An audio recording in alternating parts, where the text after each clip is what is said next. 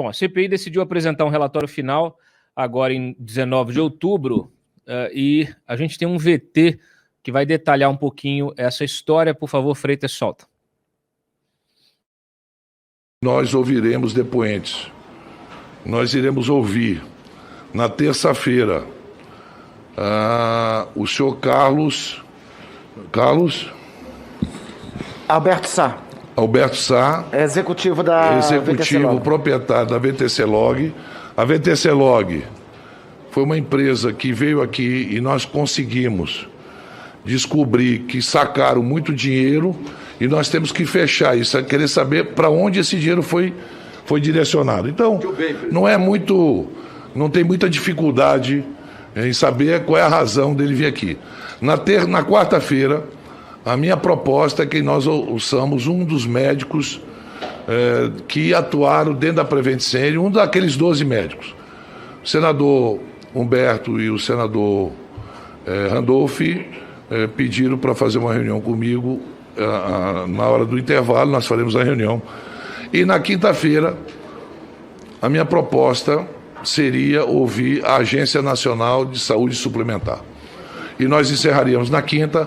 A semana que vem, dia 12, é feriado. O senador Renan Calheiros teria tempo suficiente para elaborar o seu relatório e nós votaríamos o relatório do senador Renan. No dia 19, terça-feira, seria apresentado e no dia 20, quarta-feira, seria lido o relatório e votado o relatório. Essa é a nossa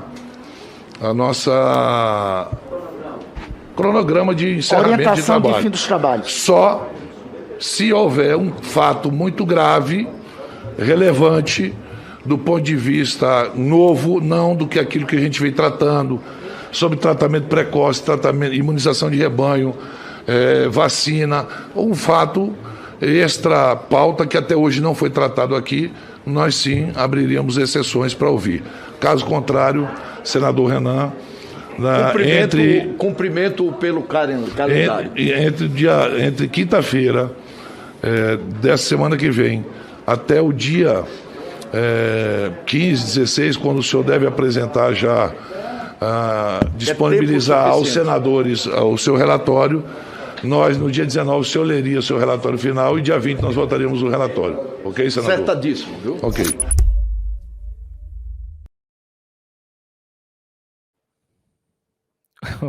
Ô Freitas, edição especial de aniversário do Papo Antagonista, que reuniu todo mundo, foi muito legal. Podia ser recorrente como sucessor espiritual do Manhattan.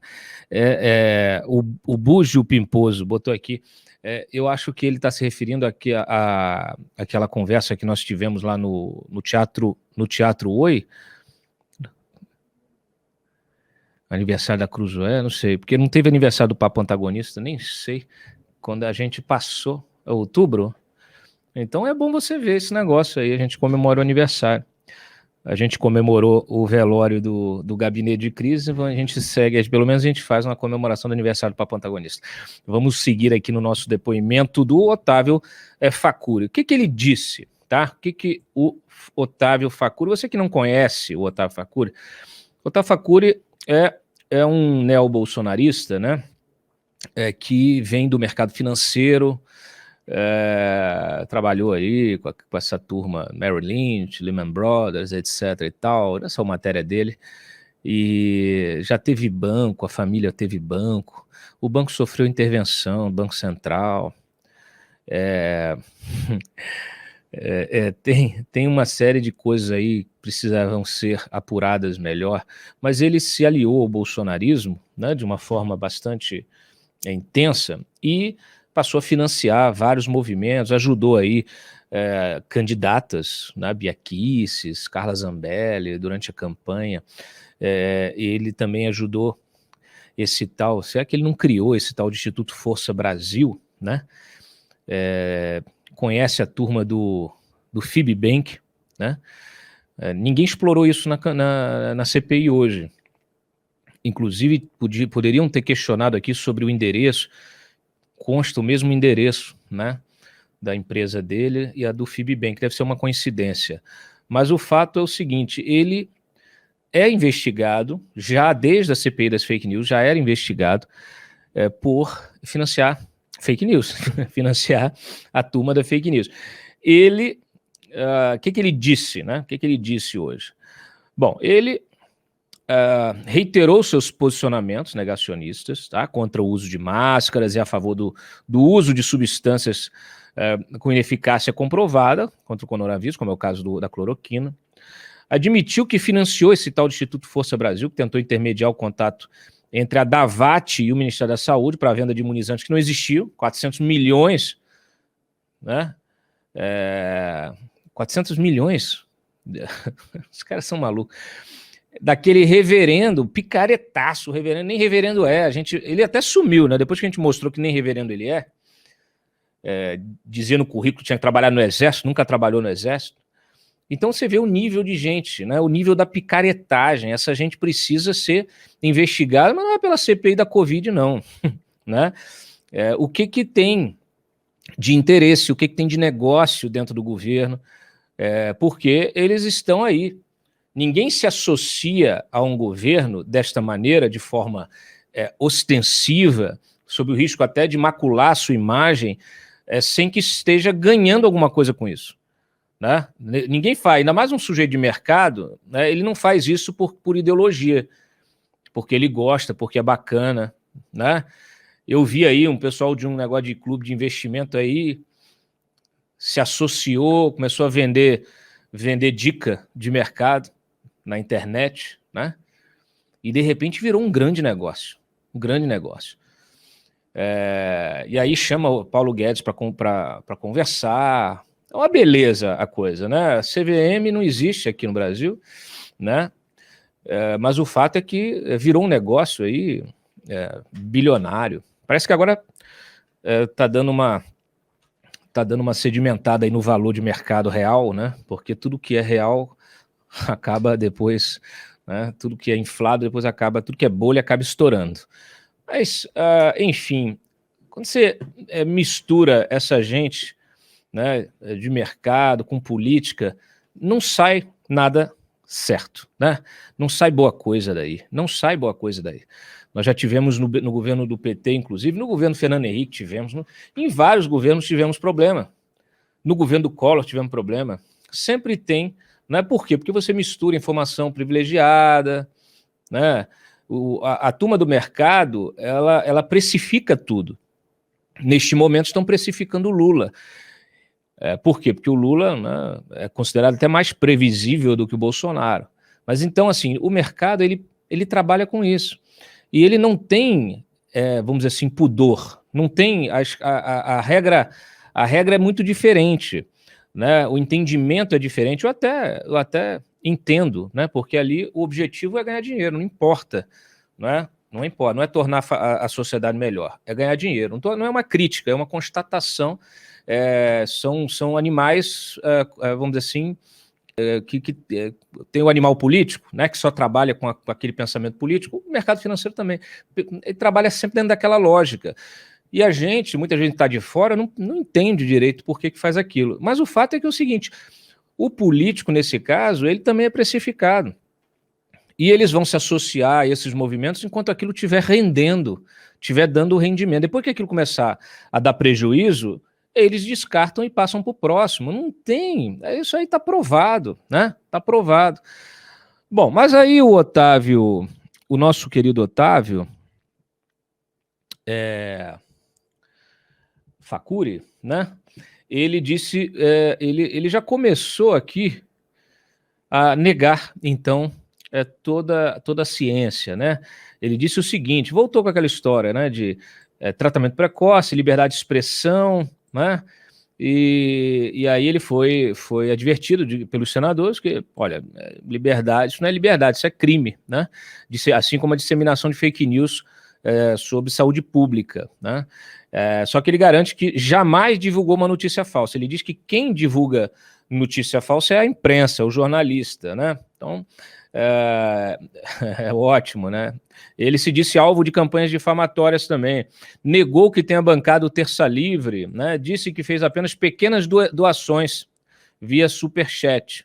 Inclusive, ó, vocês que fazem doação do Superchat aqui, Não façam, senão vão achar que vocês estão também financiando o antagonista via superchat. Tem dia aí que tem R$50, aí a gente brinca aqui que é para comprar uma pizza, né? Nem sei para onde vai esse dinheiro, viu, Freire? Para pizza, né? Então tá bom. E aí é o seguinte, ele admitiu que já financiou o site Crítica Nacional, ele criou o site Crítica Nacional, né? Ele é sócio oculto ali, ele criou o site Crítica Nacional, tem um rapaz lá muito bem apessoado, que faz muitas críticas ao antagonista, né? E é uma gente que surgiu aí como jornalista. Bem, enfim, afirmou que o gabinete do ódio não existe, tá? É tudo uma invenção, é uma piada, mas admitiu aí conhecer o Felipe G. Martins, tá? O que mais ele disse? Bom, não sou eu que vou dizer. Chama o Wilson, por favor, que já está conectado conosco, que ele vai dar aí os nossos highlights, né, Wilson? Poupa minha garganta, por favor, e me fala rapidamente aí, no final das contas, o que o Otávio Facuri... o Otávio Facuri, eu sei que ele é da turma do Luciano Hang, mas não tem o mesmo talento de oratória, né? Não, Cláudio, definitivamente não. Boa noite para você, boa noite para o amigo do antagonista. Depois de uma sessão tumultuada como foi a de ontem, né, depois daquela confusão do Luciano Hang, a sessão de hoje até que foi um pouco mais tranquila. Só que, de forma surpreendente, Cláudio, o Facuri, como você falou agora há pouco, ele acabou admitindo que ele é um divulgador de fake news mesmo, até compulsivo, digamos assim, né? Porque basicamente ele referendou todas as frases do Jair Bolsonaro, diz que máscara não funciona, diz que ele tem anticorpos neutralizantes, então por isso não ia tomar vacina. Ele admitiu também, como você falou agora há pouco, que tem uma relação próxima ali com os integrantes do chamado Gabinete do Ódio, né? Diz que o Gabinete do Ódio seria um meme, né? Não necessariamente algo real, concreto. Falou tem uma relação ali com o Felipe Martins, e também citou as suas relações com o Eduardo Bolsonaro, né? Ele, inclusive, financiou aquele evento conservador CEPAC do filho do presidente da República, né? Ele falou que passou aí 3 parcelas para a realização do evento, né? 2 parcelas de R$65 mil e uma parcela de R$35 mil. Então, foi um depoimento recheado de pérolas, né? Teve aquela pérola também que ele falou, olha, eu não sou preconceituoso, mas, olha, eu não tenho aquela frase clássica, né? Olha, eu não tenho preconceito, mas tenho um amigo gay, para justificar que ele não é um cidadão que faz comentários homofóbicos.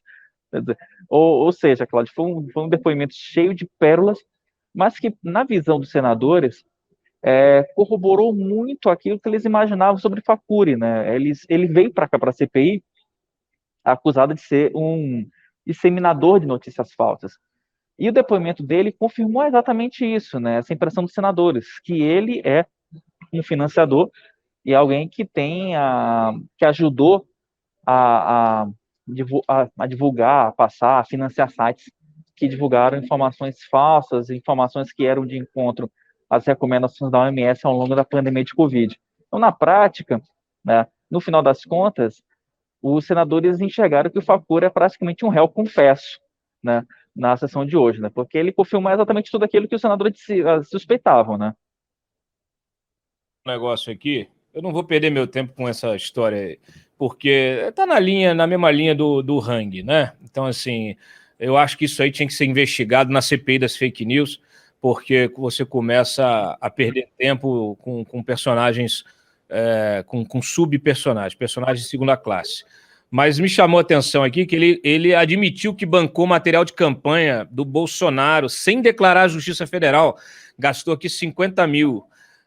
Ele falou só do Bolsonaro, ele disse também de outros parlamentares, ele citou algum deputado, alguma deputada que ele bancou também não declarou, de repente aluguel de escritório, material de campanha, alguma coisa assim, santinho, alguma coisa, não? Não, basicamente, não, Cláudio, ele focou basicamente na questão do Jair Bolsonaro. Essa história é bom que a gente entenda qual foi a justificativa dele, né? Existe uma investigação, e você sabe bem disso, Cláudio, que são os inquéritos dos atos antidemocráticos.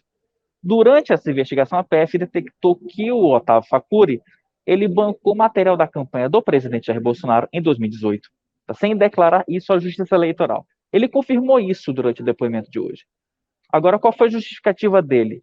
Olha, eu só passei esse dinheiro para os militantes porque eles estavam imprimindo santinho, adesivo de forma espontânea, então eu não enxerguei que isso fosse, né, que isso fosse material de campanha, não tinha um aval da Executiva Nacional, então também isso aqui eu enxerguei como se fosse um crime. E é engraçado, Cláudio, porque existe uma investigação lá no Tribunal Superior Eleitoral, né, sobre esse caso, né, que está na mão do ministro Alexandre de Moraes, que essa é a justificativa da claque bolsonarista. Olha, eu imprimi, eu fiz de graça, eu basicamente peguei o material, eu tirei do meu bolso, imprimi um santinho, e aí eu fiz campanha com o meu bolso, então eu não poderia declarar. Só que, obviamente, que a Justiça Eleitoral determina que você faça, assim, uma declaração do que você fez para o candidato. Assim. Virou zona, deixa eu te interromper, virou zona. Sem dúvida. Foi uma prática muito comum na campanha do Bolsonaro, que, na verdade, precisa ser melhor regulada, porque abriu espaço para todo tipo de caixa 2, caixa 3 e etc. O Bolsonaro declarou à Justiça Eleitoral ter gasto ali uma ninharia, 1,5 milhão, uma coisa assim. E, na verdade, fala. Não, foram 3 milhões, Cláudio, foram 3 milhões. 3 milhões, obrigado. E aí é o seguinte, na verdade, gastou-se muito mais. Agora, quando você tem empresário, você tem gente que de repente surge gastando milhares de reais em material de campanha, aí você vai dizer que isso é espontâneo, etc. e tal, e isso não for regulado, é igual o negócio do disparo em massa. Até hoje não descobriram quem fez o disparo em massa, né? Se eu tenho, por exemplo, um banqueiro, né? Um banqueiro que usa offshore para poder financiar, a partir do exterior, financiar esse disparo em massa, e não há controle nenhum sobre isso, não há declaração nenhuma, como é que fica? Então, vira uma zona, quer dizer, aí o sujeito diz que não gastou nada, mas gastou-se muito mais, e não tem, olha, a política, nesse caso, é muito parecida com o mercado. O pessoal está me criticando aqui porque eu critiquei alguns personagens do mercado, só fazendo um parênteses aqui, eu não estou criticando o mercado, pelo amor de Deus, daqui a pouco vou me comparar com o Felipe Neto, eu não estou criticando Bolsa de Valores, estou criticando os maus agentes, e nós sabemos que tem, e a falta de fiscalização que permite que esses maus agentes, né, ou pelo menos que se crie um ambiente, muitas vezes, para práticas que não são regulares, né? Então, se você não tem um mercado ali com um mínimo de supervisão, o pessoal vai ter gente se aproveitando para fazer o que não deve. E quem quer trabalhar bem, né, quem quer usar a bolsa, o mercado, para poder financiar a expansão da indústria, financiar empresas de serviço, financiar o desenvolvimento do país e a prosperidade, a geração de emprego, essas pessoas, primeiro, que concorrem de forma sem igualdade de condição, né? Porque se você está trabalhando com dinheiro limpo e o teu concorrente está trabalhando com dinheiro sujo,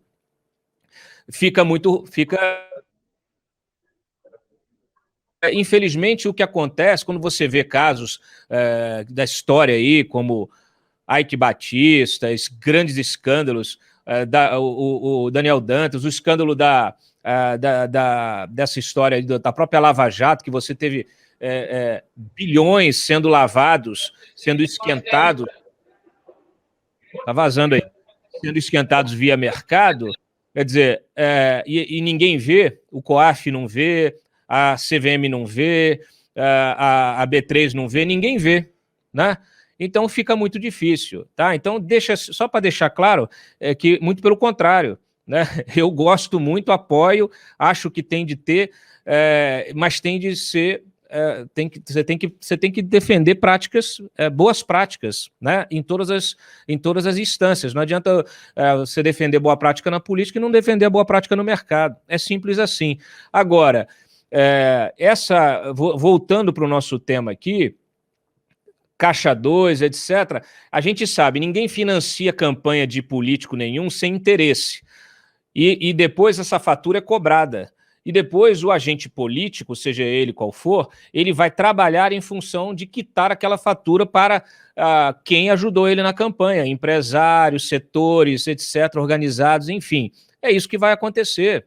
É isso que vai acontecer, né? Então, assim, você vê aqui o Facuri, eu vou botar esse VT, porque o Facuri procurou o Eduardo Bolsonaro para criar uma rádio conservadora. Né? O que essa gente quer, afinal de contas? Né? Quer, obviamente, concessão, né, de uso, quer poder acessar um financiamento do BNDES para poder bombar, financiar uma atividade dessa.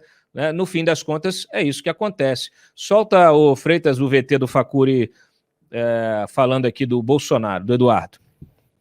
Segundo a apuração da Comissão Parlamentar de Inquérito e documento desta CPI, de comprar rádios com Eduardo Bolsonaro para implementar um projeto de direita. Essas negociações contaram com órgãos públicos? Então vamos lá. Eu sempre tive um sonho, eu sei que de entrar e participar do ramo de comunicação, porque comunicação, rádio, televisão é onde você se comunica e expressa a sua posição, suas ideias. Acho que o espaço hoje para rádio e televisão ele é muito mais concentrado num viés editorial, e eu entendo, gostaria de participar no outro viés editorial, tenho esse sonho, porém esse sonho não foi realizado, as ideias e planos que eu tinha não foram postos em prática, porém naquele momento eu pedi ao Eduardo que me indicasse dono de rádio para que eu pudesse indiretamente procurar e fazer uma negociação, o que não aconteceu. Ele apenas fez uma indicação.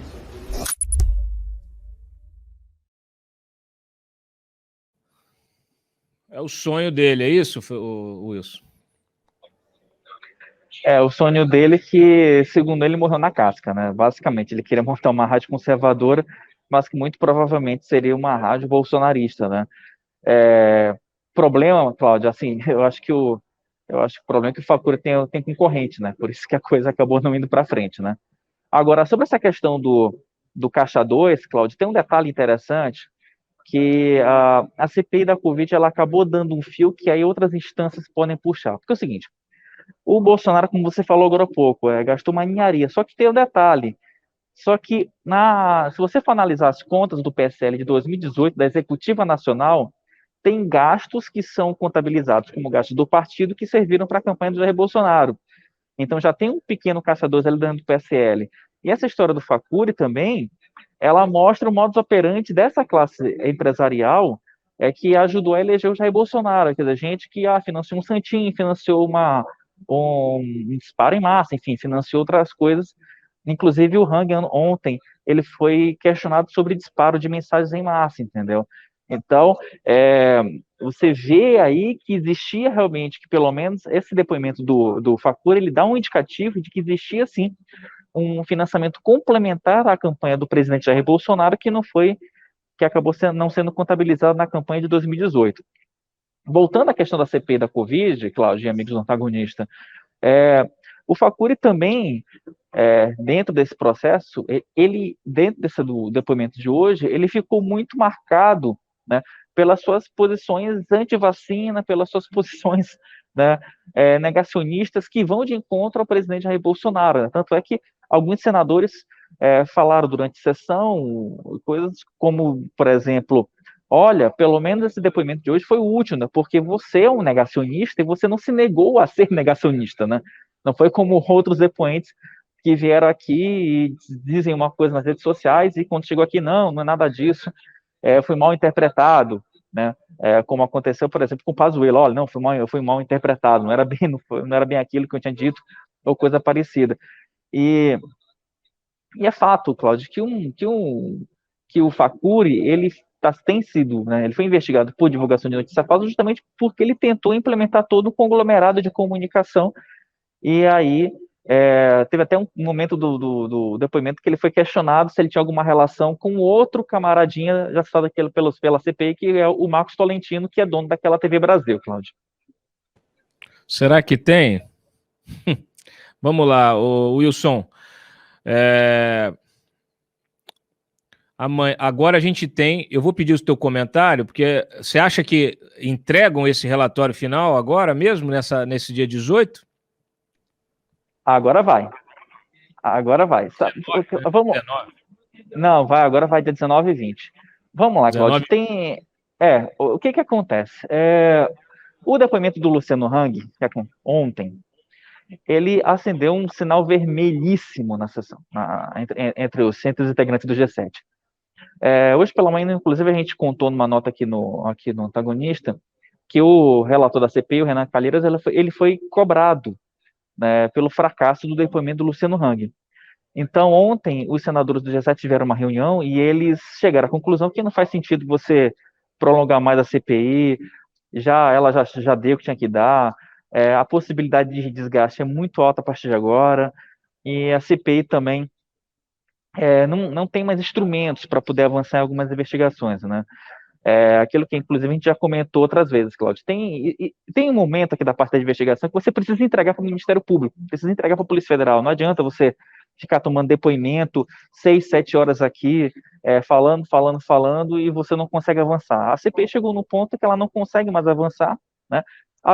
O caso da Prevent Senior foi um caso no apagar das luzes, né? Que a CPI já vai conseguir fechar esse caso na próxima semana. Tem depoimento previsto para quinta-feira, deve ser fechado, o ciclo da CPI deve ser fechado na quinta-feira da semana que vem, com o depoimento de algum representante da Prevent Senior. Na terça-feira, vai ser ouvido um representante da VTC Log, e na quarta, o diretor-presidente da ANS, né, o Paulo Rebelos.